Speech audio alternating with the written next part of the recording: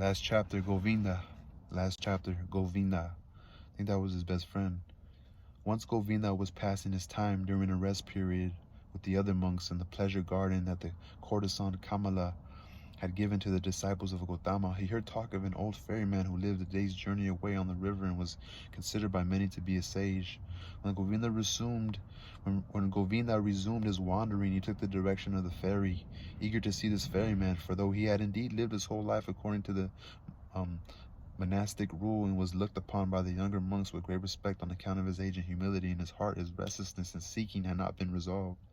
He arrived at the river and asked the old man to take him across. As they were climbing out of the boat on the far side, he said to the old man, "You show much kindness to us monks and wanderers. You have taken many of us across the river. Are you not also, ferryman, a seeker of the true path?" Smiling from his old eyes, Siddhartha said, smiling from his old eyes, Siddhartha said, "Do you call yourself a seeker, venerable one, though you are already advanced in years and wear the robe of the monks of Gautama?" "It is true I am old," said Govinda, "but I have still not stopped seeking. I will never stop seeking. This seems to be my nature. You too, as it seems to me, have also been a seeker. You will not tell me something about it, your reverence." Siddhartha said, "What should I have to tell you, venerable one? Perhaps that you seek overmuch, that you seek so much you do not find." "How is that?" asked Govinda. "When someone seeks," said Siddhartha, "it can easily happen that his eyes only see the thing he is seeking, and that he is incapable of finding anything, incapable of taking anything in, because he is always only thinking about what he is seeking, because he has an object, a goal, because he is possessed by this goal. Seeking means having a goal, but finding means being free. Open, having no goal. Perhaps you, venerable one, are indeed a seeker, for in striving after your goal there is much you fail to see that is right before your eyes." "I still do not entirely understand," said Govinda. "What do you mean by that?" Siddhartha said, "Once, venerable one, many years ago, you came to this river, and by this river you found a man sleeping. You sat by him in order to guard his sleep, but you did not recognize that sleeping man." Govinda, astonished, bedazzled, the monk looked into the ferryman's eyes. "Are you Siddhartha?" he asked, his voice diffident. "I would not have recognized you this time either. I greet you warmly, Siddhartha. I am very happy to see you again. You have changed, my friend. So you have now become a ferryman." Siddhartha laughed affectionately. "A ferryman, yes. Certain people, Govinda, must change a lot, must wear all kinds of outfits. I am one of those, dear friend. You are welcome, Govinda. Spend the night in my hut." Govinda spent the night in the hut and slept on the bed that had once been Vasudeva's. He put many questions to the friend of his youth. Siddhartha had to recount much of his life. The next morning, when it was time to begin the day's traveling, Govinda, now without hesitation, said these words: "Before I continue on my way, Siddhartha, allow me a question. Do you have a teaching? Do you have a belief or particular ideas that you follow to help you live and act properly?" Siddhartha said, "You know, my friend, that already as a young man, in the days when we were living with the ascetics in the forest, I had come to mistrust teachers and teachings and had turned away from them. I stuck with that approach. Nevertheless, I have had many teachers since then. A beautiful courtesan was my teacher for a long time, and a rich merchant and a few dice players. Once a wandering disciple of the Buddha was also my teacher. He sat with me in the course of his wanderings as I was sleeping in the forest. From him too I learned, and I'm grateful to him too, very grateful. But most of all, I have learned from this river here and from my predecessor, the ferryman Vasudeva. He was a very simple man, Vasudeva. He was not a thinker, but he knew the essential just as well as Gautama. He was a perfect being, a saint." Govinda said, "It seems to me, Siddhartha, that you will enjoy mocking me a little. I believe you and know you did not follow a teacher. But do you not have, if not a teaching, particular ideas, particular insights that you have come upon that are your own and help you to live? If you would be so kind as to tell me some of these things, it would gladden my heart."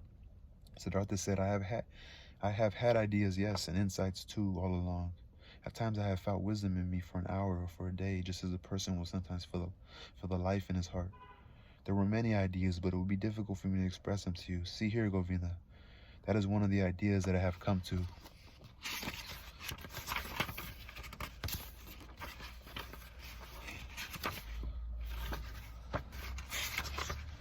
Wisdom is not expressible. Wisdom, when a wise man tries to express it, always sounds like foolishness. "Are you joking?" asked Govinda. "I am not joking. I'm telling you what I have discovered. Knowledge can be expressed, but not wisdom. One can discover it, one can live it, one can be borne along by it, one can do miracles with it, but one cannot express it and teach it. This is what I already sensed as a youth. What drove me away from teachers. I have come to an idea, Govinda, that you once more will take for a joke or some foolishness.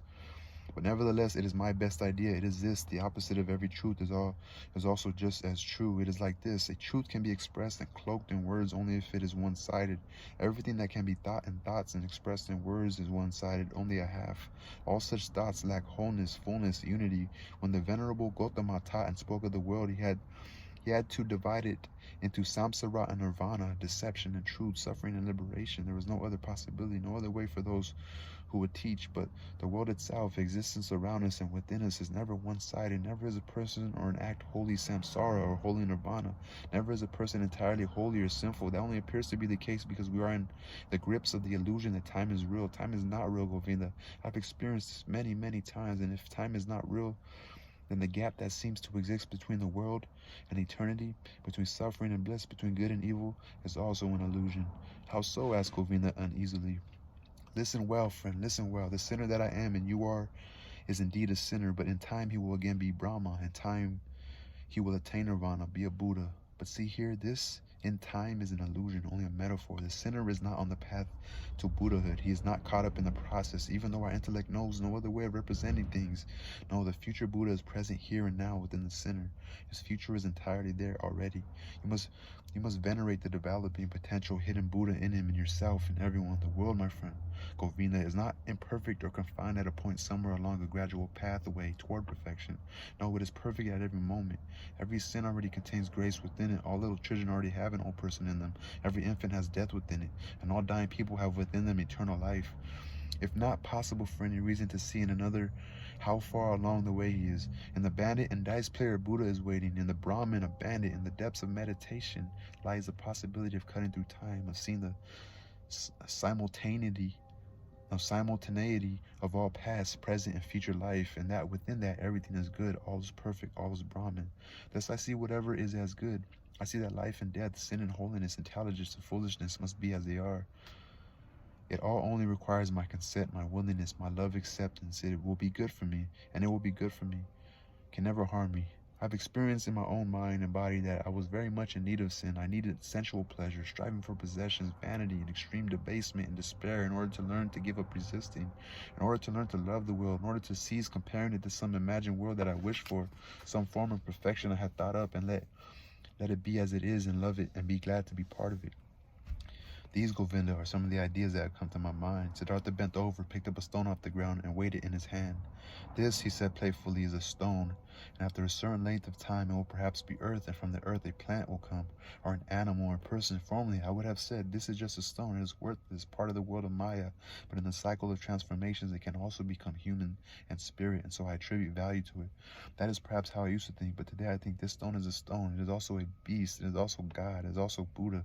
I do not venerate and love it because someday may become this or that, but because it long since is and ever will be everything. And just on this account, that it is a stone, that it appears to me here and now as a stone. Just because of that I love it and see value and meaning in its veins and pits, and its yellow and its gray and its hardness and the sound it makes when I give it a knock, and the dryness or moistness of its surface. There are stones that feel like oil or soap, others that feel like leaves, others that feel like sand, and each one is unique and praise the in its own way. Each one is Brahman, but at the same time, and just as much, it is a stone, oily or soapy, and just that is what pleases me and seems wonderful to me, worthy of veneration. But let me say no more. Words do no justice to the hidden meaning. Everything immediately becomes slightly different when it is expressed in words. A little bit distorted, a little foolish, and that too is good and pleases me very much. It is perfectly fine with me that what for one man is precious wisdom, for another sounds like foolery. Govinda listened to him without speaking. Then after a pause he asked hesitantly, why did you tell me that thing about the stone?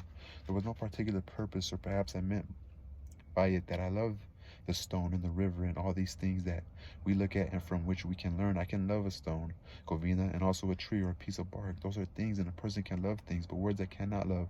That is why teachings are nothing for me. They have no hardness, no softness, no colors, no edges, no odor, no taste. They have nothing but words. Perhaps this is what prevents you from finding contentment. Perhaps it is all the words. For liberation and virtue and samsara and nirvana are mere words, Govinda. There was no thing that is nirvana. There is only the word nirvana. Govinda said, Nirvana is not only a word, friend, it's an idea. Siddhartha continued, an idea it may be, but I must confess to you, my friend, I do not make a great distinction between ideas and words. Frankly, I do not have a high opinion of ideas either. I place more value on things. Here on this ferry boat, for example, I had a predecessor who was also my teacher, a holy man, who for many a long years simply believed in the river and nothing else. He noticed that the voice of the river spoke to him. He learned from it. That voice brought him up and taught him. For him, the river was a god. For many years, he did not know that every wind, cloud, bird, or beetle is equally divine and knows and can teach just as much as the venerable river. But by the time this sainted man went off into the forest, he knew everything, knew more than you and I, without a teacher, without books, just because he believed in the river. Govinda said, but is that which you call thing something real, part of the essential nature of reality? Is it not only the deception of Maya, only image and appearance, your stone, your tree, your river, are they true realities? This does not matter much to me either, said Siddhartha. Let things be mere appearances or not. If so, I am too a mere appearance, and then they are still my fellows and peers. That is what makes them so dear and worthy of veneration. They are my equals. That is why I can love them. And here now is the teaching you will find laughable. Love, for me, Govinda, is clearly the main thing. Let's see through the world, explaining it, looking down on it, be the business of great thinkers. The only thing of importance to me is being able to love the world without looking down on it, without hating it in myself, being able to regard it in myself and all the beings with love, admiration, and reverence. This I understand, said Govinda, but this is just what the Exalted One recognized as the deception. He advocated goodwill, consideration, compassion, and tolerance, but not love. He forbade us to bind our hearts to anything earthly through love. I know, said Siddhartha, his smile was glowing like gold.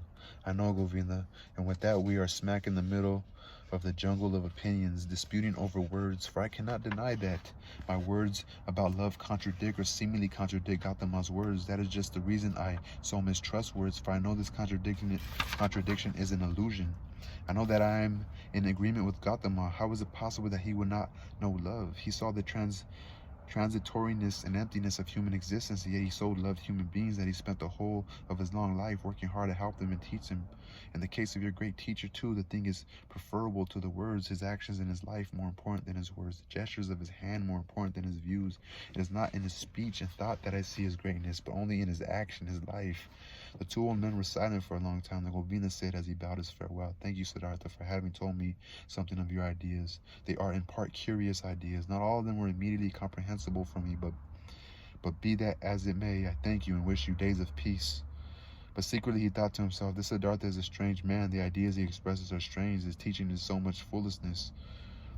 The pure teaching of the Exalted One is different, clearer, purer, more understandable. There's nothing in it that is bizarre, foolish, or preposterous. But Siddhartha's hands and feet, his eyes, his forehead, his breathing, his smile, his greeting, and his gait strike me entirely different than his ideas. Never since our exalted Gautama entered Nirvana have I encountered anyone of whom I felt, this is a saint. Only him, Siddhartha, has impressed me this way. Though his teaching is strange, though his words sound foolish, his gaze and his hand, his skin and his hair, everything about him radiates purity, calm, cheerfulness, moderation, and holiness. I have not seen anyone else like this since the death of our venerable teacher. As Govinda was thinking these thoughts with conflicting impressions in his heart, he was drawn by love to bow to Siddhartha once again. Lo, he bowed before the man calmly sitting there. Siddhartha, he said, we have become old men. It is unlikely that we will see each other in this body again. I see, my beloved friend, that you have found peace. I confess that I have not done so. Tell me a little more, revered one. Give me something to take that I can grasp, that I can understand. Give me something to take with me on my way. My way is often onerous. By himself, Siddhartha, often grim, onerous, O-N-E-R-O-U-S. Siddhartha often grinned. Siddhartha remained silent and looked at him with his unchanging, quiet smile. Govinda looked into his face fixedly with fear and longing, suffering, and perpetual seeking were written in his face, a perpetual failure to find. Siddhartha saw this and smiled. Bend down to me, he whispered softly in Govinda's ear. Bend down to me, closer, all the way. Kiss me on the forehead, Govinda. While Govinda, stunned but nevertheless magnetized by great love and anticipation, obeyed his words, bent over him and touched his lips to his forehead. A marvelous thing happened to him. While his thoughts were still dwelling on Siddhartha's strange words, while he was still vainly and with some resistance attempting to think away time, mentally to represent Nirvana and Samsara as one, while indeed a certain disregard for his friend's words warred in him with inconceivable love and respect, the following thing happened to him.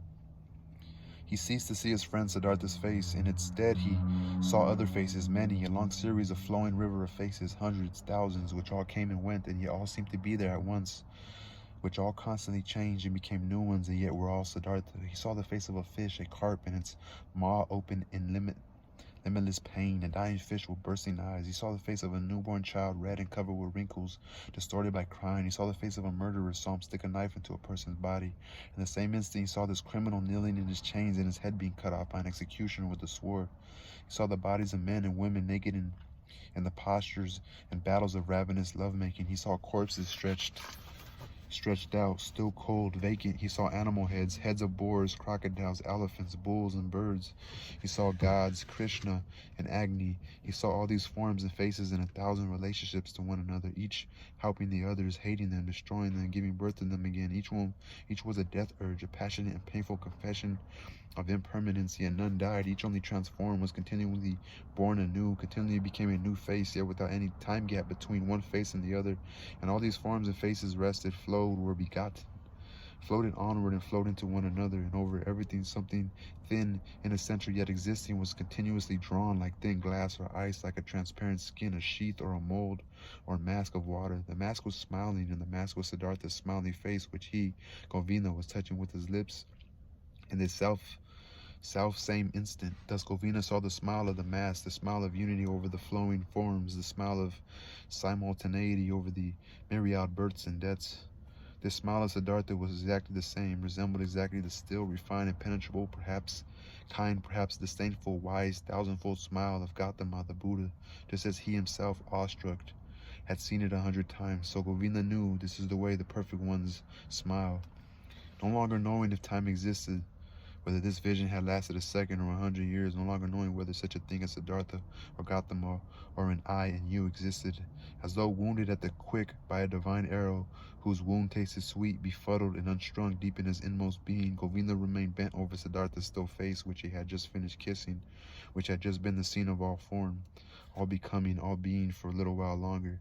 That countenance was unchanged, its surface having reclosed over the depths of thousandfold multiplicity. Siddhartha smiled quietly, smiled mildly and gently, perhaps with kindness, perhaps quite disdainfully, precisely as the exalted one had smiled.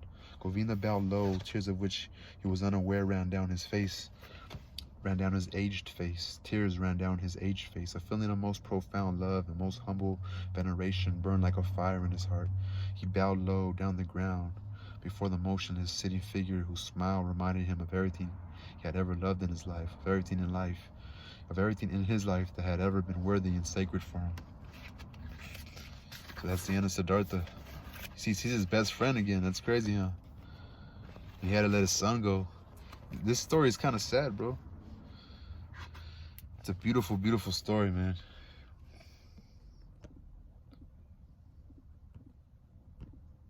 Just kind of sad, but anyway, I hope you enjoy. I'm gonna take it back now to the library. I read this, actually. My sister sent this to me when I was young, and I was like I was actually in jail when I first ever heard about this story. My sister sent it to me, and as I read it now, it just means a lot more. Peace, y'all.